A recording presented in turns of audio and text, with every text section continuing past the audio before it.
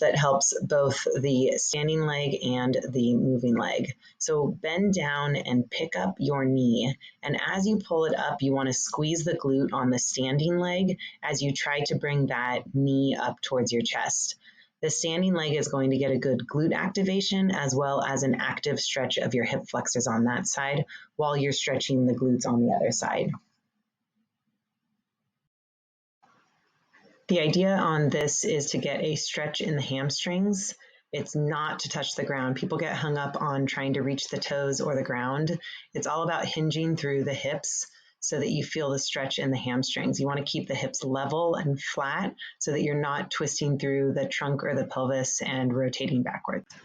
If you're able to do the plank from your elbows and toes, that's the hardest version. You can make it a little bit easier by doing either from your hands or from your knees. It's better to downgrade and do it correctly than to do something too hard and have bad form. The best way to do it is to make sure that your pelvis is tucked under so that your lower back is nice and flat and straight. When you do the side plank, you want to make sure that you are really pushing up through your arm so that you are engaged all the way through the side of your trunk. You want to keep your top shoulder right in line with your hips and squared towards the front so that you're not rotated backwards or forwards. You can make it easier with your elbow down and your knees down. The next level would be elbows and feet, and the hardest one would be your hand and your feet because you have a narrower base of support. The bridge is all about the glutes.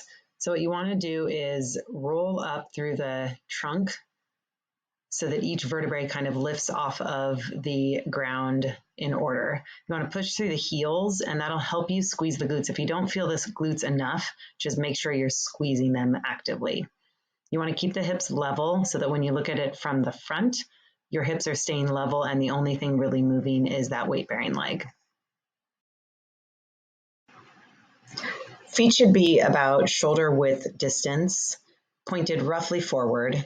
And when you go to squat, make sure the pelvis is tucked under and your knees are pointed out over the toes. You want to keep the heels on the ground, and you want to feel that when you're coming up from the squat, that your glutes are engaged.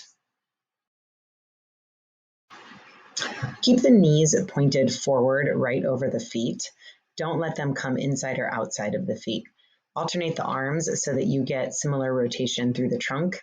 And try to keep your lower back straight. Don't let it arch.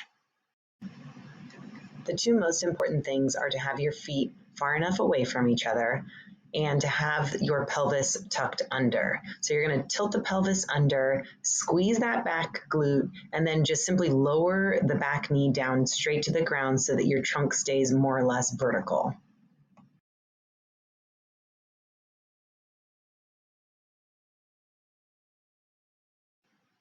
One way to stretch your quads and hip flexors is in a kneeling position like this.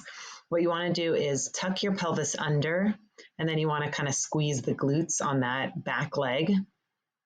You can also tuck your toes under for a bigger stretch in the front of the thigh.